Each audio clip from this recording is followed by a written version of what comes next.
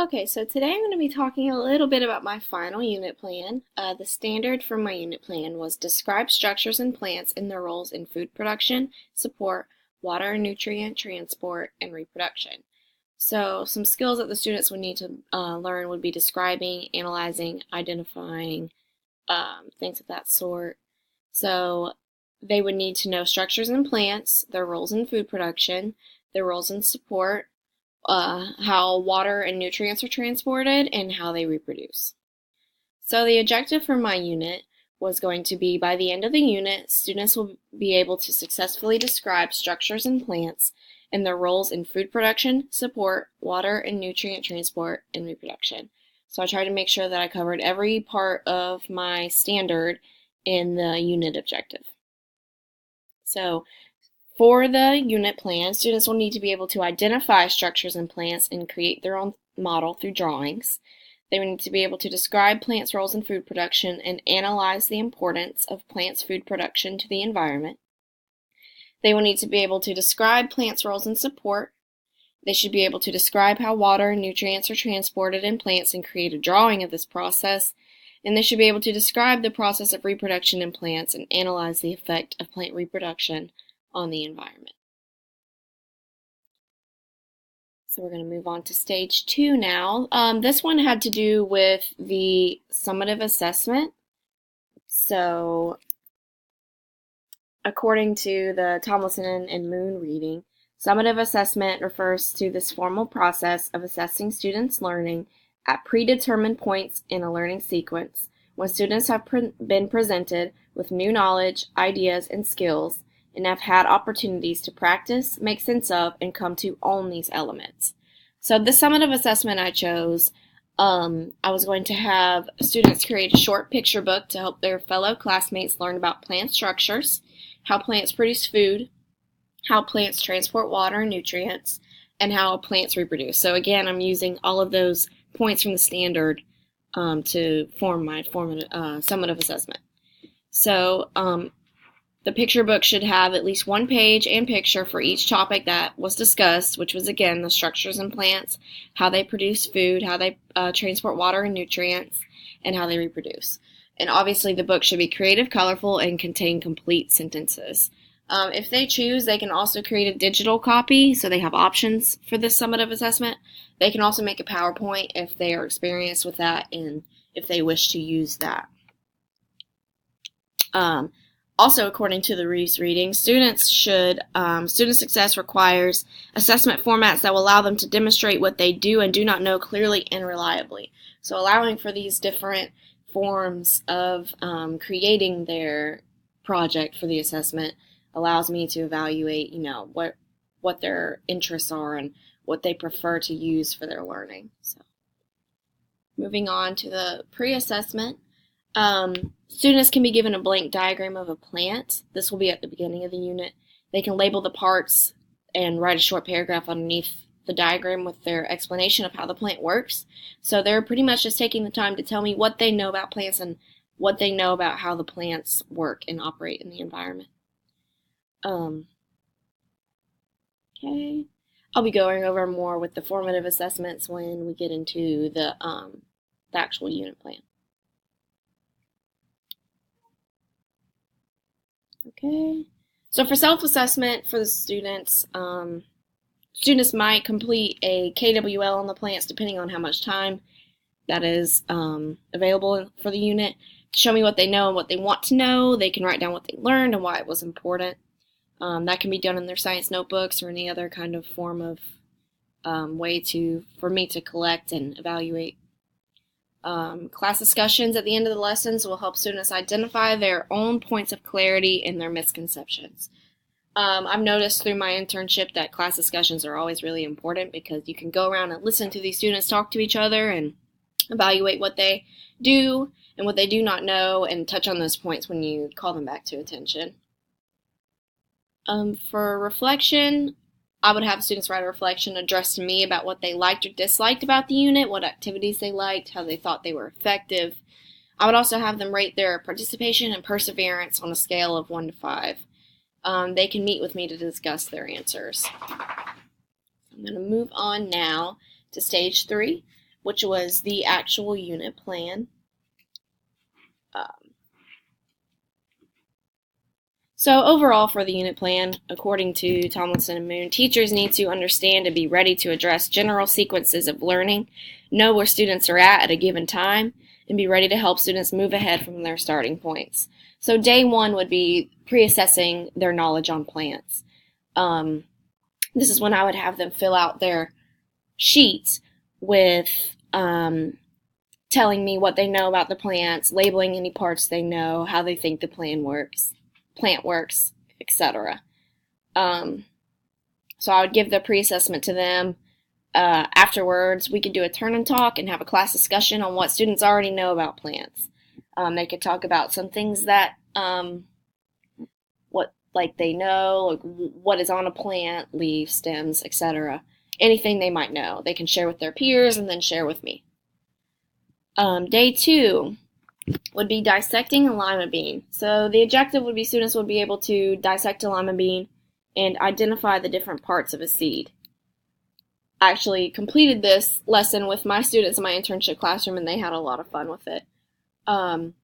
So to begin, they'll do a turn and talk and tell me some things they know about seeds. What are some things that have seeds? We could keep a running list of things that have seeds, let students discuss, etc. So then I would formatively assess through listening to turn and talks and classroom discussions. So they will dissect their seed and observe and identify the different parts of the seed. The parts of the seed are the cotyledon, the embryo, and the seed coat.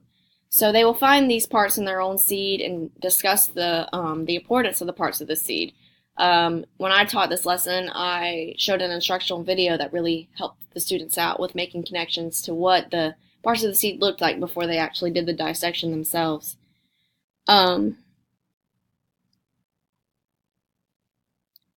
So with the turn and talks, according to the 5 key strategies for ELL instruction article, ELLs need to be given ample opportunities to have extended interaction with peers of varying English proficiency levels who can provide ELLs with a range of models for how to use English words or structures appropriately, as well as abundant personalized feedback on ELL's own developing English use. So I included a lot of turn and talks in this unit plan for that purpose. I would have my ELL students turn and talk to someone who maybe has a more extended understanding of English to help them develop those skills and to have them as an auditory model. So for differentiation, they will participate in turn and talks. They will pretty much all be doing the same thing for this part. They'll be dissecting the seed and participating in the turn and talks. I would also have a PowerPoint with directions for the seed dissection for visual reference, have them complete a diagram of the seed, and then as a summative, they would actually label the diagram of the seed on their own. Okay, so for days 4 and 5, these 2 days would go together. This is about the parts of the plant as a whole. So students will be able to identify the parts of a plant and construct a research project on a plant of their choice. So getting to the lesson itself, students can play 2 Men in a Boat, which is a game where they match. I would have cards with a picture of a part of the plant and the actual name of the part of the plant passed out. Students would have to find their partner and go sit with them as if they were sitting in a small boat. And then we would go through and share the answers with the class to make sure everybody had them correct and have a discussion on plant parts and their importance. The teacher, me, can observe this and guide the discussion. Then after that, students will be given a list where they can pick a plant off of that list and be given instructions on a research requirement for their chosen plant. So these research requirements would have something to do with, do they produce seeds? What kind of seeds are they? Can you label the parts of the plant? Like print out a picture of the plant, label the parts of it, and have that included. Things like that. But it makes it more fun since the students have a choice of what plant they can choose. They will complete an exit ticket for the summative where they will label the parts of the plant and describe the functions of the parts. So this would be like the leaves, the stem, the flower, things like that. So for accommodations, I said ELL or ESE students may need more time to work on the project. Even though it is 2 days, they can be able to take the project home if needed. They may be given some extra time to complete it if needed. Okay, so for day 6, this is the focused on the reproduction of plants. It's a mini lesson. Students will be able to explain that flowers are the reproductive part of the plant. They will be able to explain how plants go through a life cycle. So for the pre-assessment, I would have the students turn and talk and tell me what it means to reproduce, why they think a plant has to reproduce, and why it's important. So listening to this can help me identify their misconceptions and tell me what they do or do not know. They may not realize that plants reproduce just as other organisms do. They may not think this is possible since it is a plant.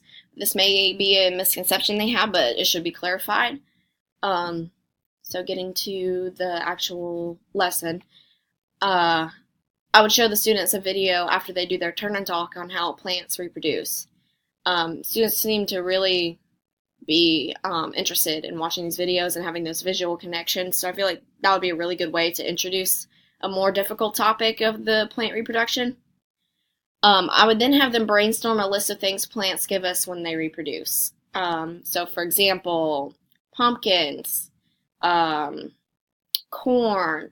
When these plants reproduce and the seeds begin to grow, they give us all of these things in the environment that we use every day, and students should be able to discuss and talk about this.